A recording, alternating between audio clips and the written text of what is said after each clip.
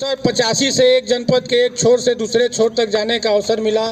मैं 85 में जब कक्षा 6 में जीआईसी में पढ़ने शक्ति नगर भाई साहब के साथ गया वहाँ, तभी से मैं सोनभद्र की प्रकृति को देख रहा हूँ।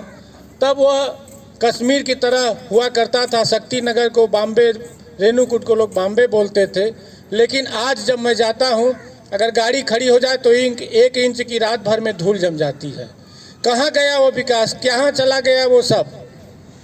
पैसा पैसा पैसा पैसा कुछ नहीं है। पैसा एक मानव का भ्रम है। पैसे से न सुख मिलता है, न पैसे से शांति मिलती है, न पैसे से चैन मिलता है।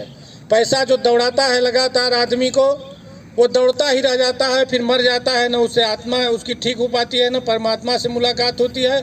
उसका जीवन भटकते रह जाता है।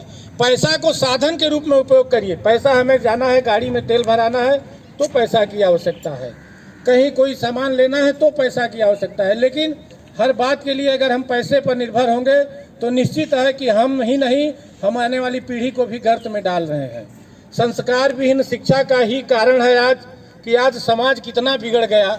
हम लोग भी थे, पिताजी जब नहीं पढ़ने जाते थे तो लेके फावड़ा दौड़ते थे, तो लगता था कि कहीं मार न दें, जौन बात डर जाता था आदमी। आज किसी को, बच्चे को अगर आप बोल दीजिए तो जहर खा करके कूद जाएगा, मर जाएगा, या कहीं कूद के चला जाएगा, घर छोड़ देगा। क्यों ऐसा वो संस्कारित हो रहा है? क्यों इस तरह की बुरी परिस्थितियां आ रही हैं? हम लोग ये जनसंघ काल में सुनते आए कि जनसंघ काल से ही यहाँ रावर्ट्सगंज की सीट जो है जीतती रही। जब 2 सीटें हुआ करती थी उत्तर प्रदेश में, तब भी हम रावर्ट्सगंज जीतते थे। आज गर्व होता है, सुनते हैं कि सबसे अधिक देश में प्रचारक अगर कहीं है तो सोनभद्र जनपद दिया है कि सबसे अधिक प्रचारकों का, तो गर्व होता है। लेकिन वहीं सबसे अधिक ईसाईकरण सोनभद्र में हो रहा है। यह किसके कारण हो रहा है? यह क्यों हो रहा है? आज सैकड़ों चर्चें बन चुकी। वह कौन से संस्कार यहाँ पर देने के लिए बनी है? वह किन लोगों को यहाँ पर तोड़ रही हैं? जितना हम अंग्रेजों के काल में यहाँ जो है ईसाई नहीं हुए, आज़ादी के बाद आज ईसाईकरण हो रहा है। कहाँ जा रहा है देश? ये हमारी जो धरोहरें हैं, जो ऋषि मुनियों द्वारा तपे हुए रिस करके उन्होंने मानव सभ्यता को विकसित किया है, आज हम उन सभ्यता को नष्ट करने पर तुले हुए हैं। हम कहाँ जाना चाहते हैं? हम क्या पाना चाहते हैं? तो मेरे मन में भी यह बहुत पीड़ा थी। हमने भी राजनीति का थोड़ा पद पुरवा था, उसको किनारे किया और मैंने कहा कि नहीं, अब जिले के लिए काम करना है और लगातार उसके लिए प्रयास करना है, लोगों को जोड़ना है। उसी कड़ी में एक बार मेरी मुलाकात हो गई एक सज्जन से, तो उन्होंने कहा कि जापान आप जो काम कर रहे हैं वो जापान सरकार बहुत पैसा देती है। तो जापान ओकियो को जो यहाँ प्रमुख सचिव हैं सुगुमितो, वो व्हाट्सएप पर उनसे वार्ता हुई, उनको मैंने फ़ोटो दिया। उन्होंने कहा कि ये तो आप धार्मिक संस्था है, परंतु हम लोग धार्मिक संस्था को पैसा नहीं देते, लेकिन आप जो काम कर रहे हैं, जितना पैसा चाहिए आपको हम देने के लिए तैयार हैं। वार्ता भी हुई थी। एक बार मैं दिल्ली भी गया, उन्होंने कहा कि आप कोई कागज़ पत्तर नहीं ले आए। हम कहें कि संस्था नहीं है। कहें कोई संस्था नहीं होने की बात नहीं है, आपका जितना काम है, आप जितना कहिएगा, 1000 करोड़ कहिएगा तो 1000 करोड़ रुपया आपको जापान सरकार दे देगी, नहीं तमाम देश के लोग पैसा दे देंगे।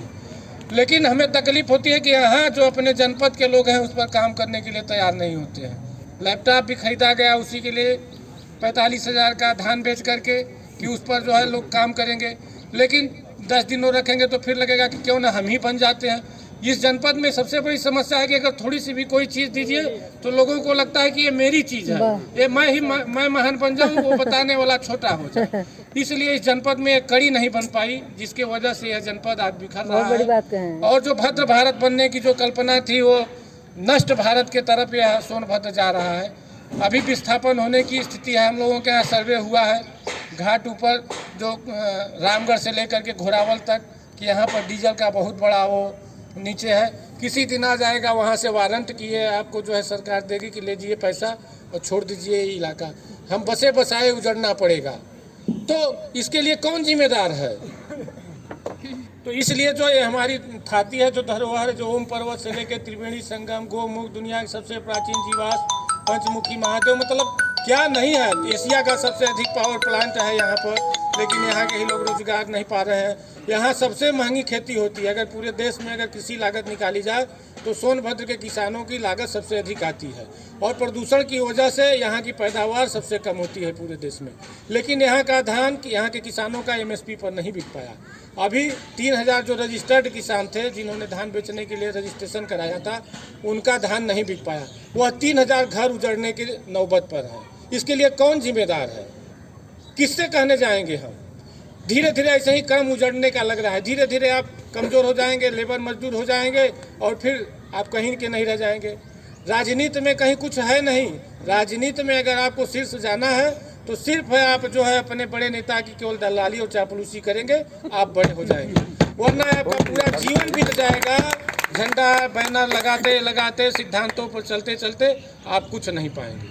तो मैं उन नौजवानों से निवेदन करना चाहता हूं कि जो राजनीति में आगे बढ़ना चाहते हैं वो थोड़ा तगड़ी चमचाई करें, नहीं तो केवल झंडा बैनर अगर ढोएंगे तो वह कहीं के नहीं होंगे। दशरथ तिवारी यहाँ पर जो संगठन को खड़ा करने वाले तमाम ऐसे नाम हैं जिनके कफन देने वाले लोग नहीं मिले। तो उससे अच्छा क्यों ना है कि हम अपनी संस्कृति की बात करें, हम अपने समाज के लिए काम करें। तो इस अवसर पर मैं नौजवानों से आह्वान भी करना चाहता हूँ कि वो अपने लिए काम करें, समाज के लिए काम करें। चमचाई हर जगह है, नहीं हर जगह है। ऑलवेज राइट हो गया ना। हाँ तो हाँ, ये वो अपने जगह पर है, राजनीति बॉस है, लेकिन हर जगह नहीं है। हर जगह नहीं है। समाज में आज ये व्यक्तित्व जो बैठा है ये चमचाई के दम पर नहीं बैठा है। समाज में जो लोग भी हर जगह नहीं है, इसलिए हम किसी को पूरा नहीं कहेंगे क्योंकि कुछ छोड़ा जाता है अपवाद के लिए। तो अपवाद भी जरूरी है। हमें नहीं कहते हैं कि हर कोई चमचाई पर ही है, लेकिन अपवाद एक छोड़ा जाता है। तो आज यह प्रदर्शनी में आप सभी सम्मानित जन आए। इस गोष्ठी में यह अच्छी सफल गोष्ठी रही।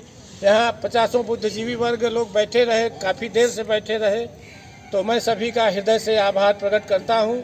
एवं मैं कार्यकारी अध्यक्ष जो राजेश अग्रहरी जी जो लगातार गुप्तकाशी सेवा ट्रस्ट में कंधे से कंधा मिला करके चलने के लिए मेरे साथ तैयार रहे, और आज लगातार जो हम लोग इस सोनभद्र जनपद को जागृत करने के लिए एक संदेश यात्रा भी 622 किलोमीटर ये अपना जनपद आता है, जिसमें हम लोग 5 दिन की यात्रा निकालते हैं और उसमें करीब दर्जनों गाड़ियों से सैकड़ों लोग संत महात्माओं के साथ एक हम लोग पंचतत्व की रक्षा के लिए एक यात्रा निकालते हैं। और जो अपने इस जिले की जो ये प्रमुख ऋषि मुनियों द्वारा पूजित स्थापित धरोहरें हैं उनका हम लोग पूजा पाठ करते हैं, वहाँ संकल्प लेते हैं, और जो भी रास्ते में गांव गिराव मिलते हैं उन लोगों से भी हम लोग वार्ता करते हैं।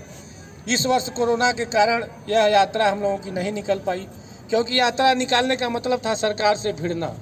हम भिड़ने के लिए भी तैयार थे, लेकिन यहाँ के लोग साथ खड़े नहीं होने के लिए तैयार थे, इसलिए हमने उस यात्रा को स्थगित किया था। नहीं, कोरोना कुछ नहीं है। कोरोना एक कफ की बीमारी है और वह जो प्रकृति प्रदत्त है। कोई भी टीका, मैं तो अभी मांग करता हूं कि कोई एक ऐसा टीका विकसित करे सरकार जिससे कि कोई बीमारी ही ना हो मनुष्य को, तो करोड़ों रुपया लोग देंगे, बहुत बड़ी आय बढ़ जाएगी सरकार की। अरे कोई मजाक है? ये हर चीज़ का यहाँ मजाक और व्यापार बनाया जा रहा है। तो ये व्यापार के लिए ये सब चीज़ें हैं।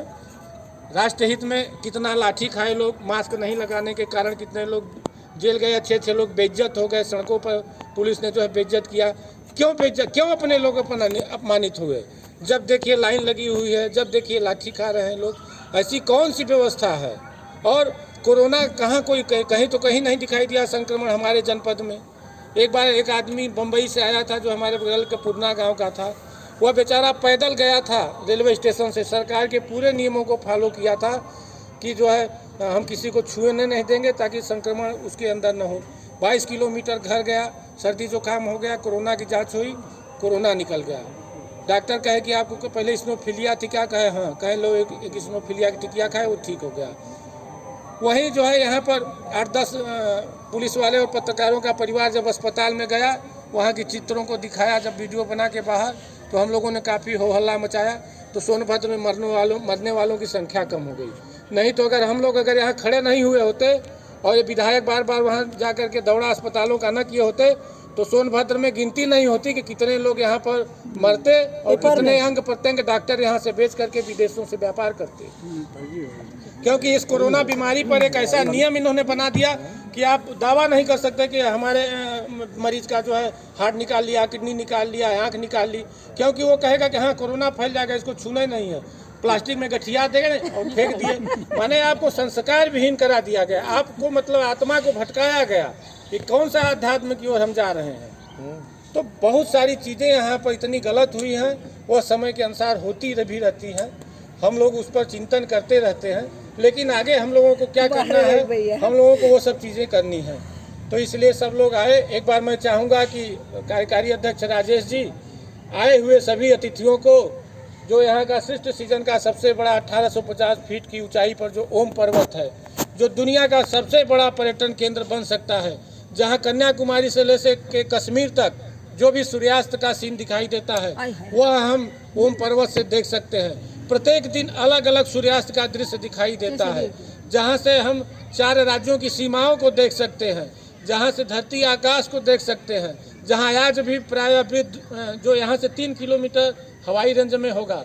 हम जहाँ चौपन हैं, चौपन से शक्तिनगर तक यह दुनिया का सबसे प्रदूषित इलाका है, जो गजट भी हो चुका है कि यह सबसे प्रदूषित इलाका है। प्रायः जो प्राणी गिद्ध विलुप्त हैं ऑक्सीजन की कमी के कारण, वो आप ओम पर्वत पर आपको दर्जनों की संख्या में गिद्ध वहाँ पर आपको विचरण करते हुए मिलेंगे। हर जीव जंतु मिलेंगे, प्रकृति का हर चीज़ वहाँ से आप वेद की रचना कर सकते हैं। अगर 1 महीना बैठ जाइए तो पूरी प्रकृति की रचना कर सकते हैं। आपके नीचे बादल होता है, बादल से बारिश होते देख सकते हैं, बादल के ऊपर के आसमान को देख सकते हैं। जो पूरे विश्व का जो आसमान है उसको आप देख सकते हैं ओम पर्वत से। जो कार्बन की जो डेटा मोटी लेयर जो आसमान में चारों तरफ जम रही है, उत्तर में कितना कार्बन है, पूरब में कितना कार्बन है, पश्चिम में कितना कार्बन है, दक्षिण में कितना कार्बन है, आप चारों दिशाओं की जो है मोटी लेयर को कार्बन की देख सकते हैं। और जितना पूरब में, जितना पश्चिम में, जितना उत्तर में, जितना दक्षिण में दूरी है, उस दूरी को भी यहाँ समान है। यह भारत का गर्भगृह है। यहीं से सभी रत्नों की उत्पत्ति, सभी जीवों की उत्पत्ति और मानव एवं मानव सभ्यता की उत्पत्ति हुई है, जिस पर लगातार कुठारा घात हो रहा है। इसको नष्ट करने का प्रयास किया जा रहा है। जो अंग्रेजों ने खाका खींचा था, उसी खाके पर जो लगातार जो जिस दल की भी सरकारें बनी, चाहे हम राष्ट्रवादी कांग्रेस हो, चाहे राष्ट्रवादी भारतीय जनता पार्टी हो, चाहे समाजवादी हो, चाहे बहुजन समाजवादी हो, नाम पर लेकर के समाज संगठन खड़ा किए, लेकिन सत्ता में आए तो जो अंग्रेजों ने खींचा है वही काम किए और अपने लोगों को उससे दूर करते चले गए, जिसका नतीजा आज है कि आज देश करा रहा है। तो इस स्थिति में आज हम लोग पहुँचे हैं। इस भ्रम को हम लोगों को तोड़ने की आवश्यकता है। कैसे? और ये जनमानस जरूर तोड़ सकता है, लेकिन इसके लिए सतत प्रयास की जब आवश्यकता है। और जो समाज में काम कर रहे हैं, समाज के लिए लोग, उनके साथ हम लोगों को खड़ा होना पड़ेगा, उनका मनोबल बढ़ाना पड़ेगा। नहीं तो वो अपने लिए नहीं कर रहे हैं। कोई यहाँ दरिद्र नहीं है, कोई यहाँ पर पैसे से कमज़ोर नहीं है। थोड़ा सा दिमाग लगा दे, पैसे पैसा है, लेकिन वो पैसा जीवन नहीं होता है। पैसा सिर्फ साधन है, साधना नहीं है। और जिसने पैसे को साधन माना वो सफल हुआ, और जिसने पैसे को साधना माना वह खत्म हुआ। देखने में तो लगेगा, अंदर से वो खत्म मिलेगा, खोखला मिलेगा। बाहर से तो बहुत आभरण उसका अच्छा दिखेगा, लेकिन अंदर वो खोखला मिलेगा और वो समाज के पीछे तमाम गंदगियाँ और बुराइयाँ छोड़ के जाएगा। तो इसलिए अब मैं चाहूँगा कि यह गोष्ठी बहुत देर से चली, आप सभी का फिर पुनः एक बार हृदय से आभार प्रकट करता हूँ। संत महात्माओं को आज महाकुंभ में जाना है। आप लोगों को त्रिवेणी एक्सप्रेस भी यहाँ से आज पकड़ना है। आप सभी की यात्रा मंगलमय हो, मैं ऐसी कामना करता हूँ। और ये चाहता हूँ कि एक बार पुनः सभी लोग एक साथ सामूहिक रूप से चित्र का अवलोकन करें। 10 मिनट का और कार्यक्रम है, जो लोग नहीं देखे हैं वो लोग भी देख लेंगे। इसी के साथ मैं अपनी वाणी को विराम देता हूँ। भारत माता की जय, जय श्री राम।